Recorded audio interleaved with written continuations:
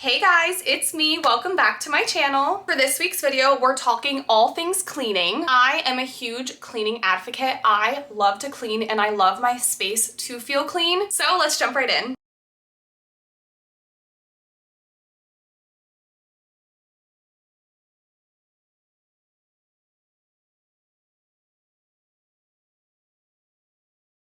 Today's energy drink is the Watermelon Wave Alani. This one is becoming a new fave. It's so refreshing and perfect for summer. They have this new like 3-pack. I'll insert a photo here. It's Cosmic Stardust, the watermelon one, and I think Blue Slush.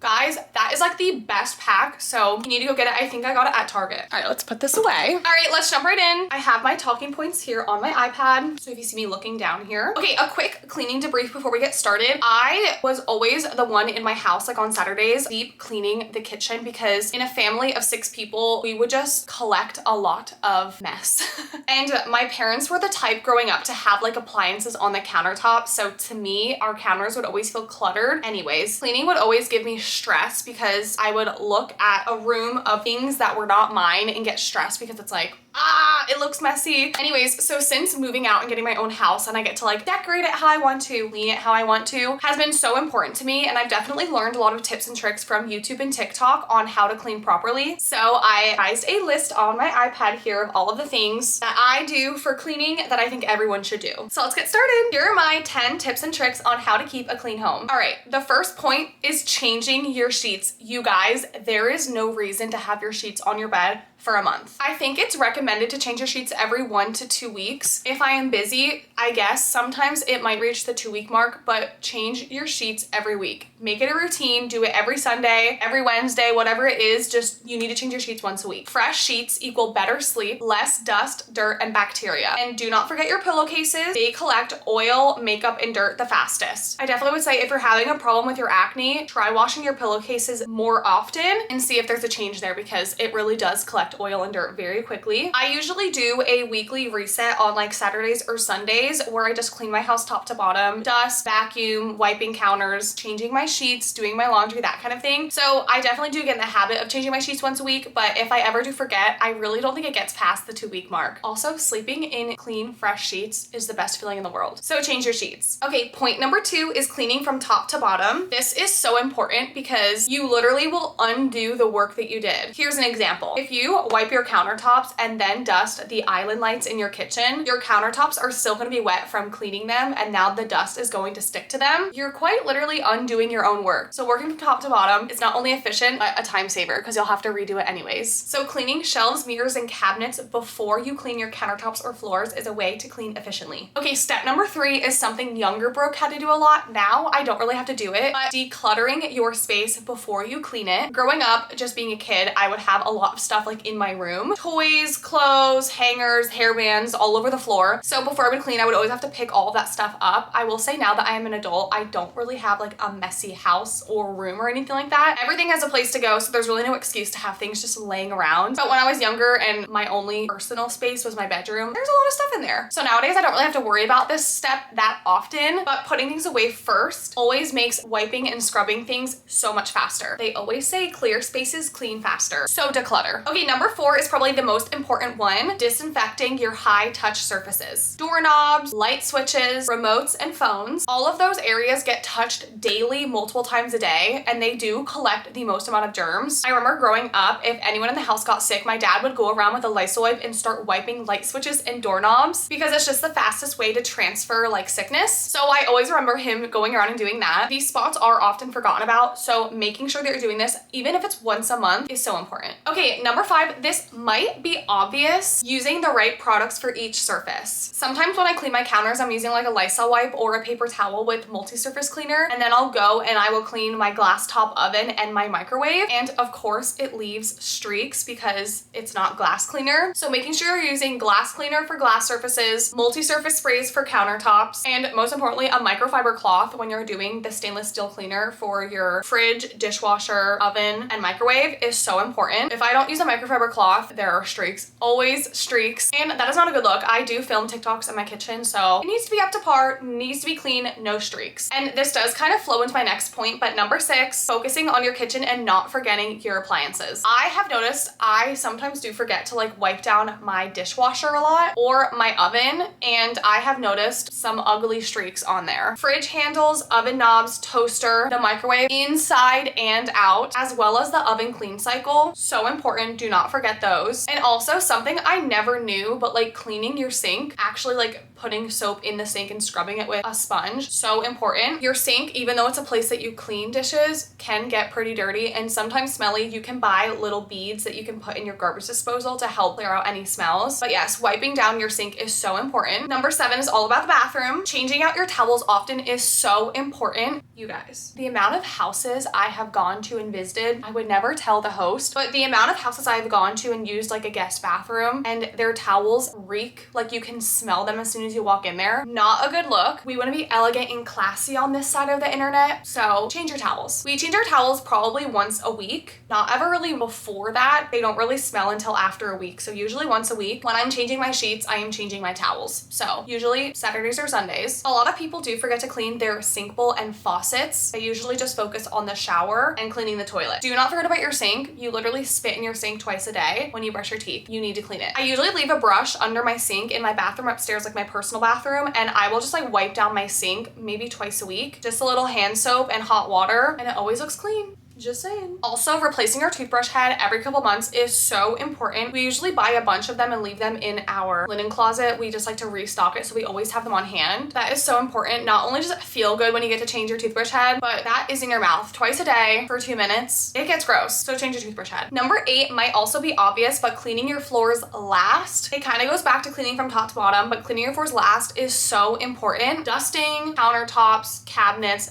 then floors is the way to go. There have been times that I have forgotten to clean something after I have already vacuumed and mopped, which is the worst thing ever. And I have to literally just go through and redo it again. So vacuuming first and then mopping at the end, so important. Bonus points if you do move some small furniture while you're doing this. It makes such a difference. Little extra work, but it does make a difference. Number 9, make cleaning easier with small habits. Doing small daily tasks like wiping down counters or just tidying up a little bit throughout the week is really important and something that I do a lot. It really helps make deep cleaning not overwhelming. I usually will do like a 10-minute reset at the end of every night. Counters wiped, floors vacuumed, everything put away, dishes done, like dishwasher started, just all the things. That way every day I will at least wake up to a clean environment. But when I do my deep cleaning, it doesn't really take that long. And last tip number 10, don't forget about the details. Baseboards, ceiling fans, vents, or behind doors are often forgotten about, but they need to be cleaned. They're definitely not daily tasks, but hitting them every week will just keep your home feeling extra fresh. Well, those are my 10 steps to keeping your house nice and clean. I hope you guys enjoyed this video. If you did, go ahead and give me a thumbs up and subscribe down below. I post on this channel every week, every Friday at 11. And I do have an Instagram and TikTok, both brooke.correll. So follow me. I'll see you guys next week. Bye.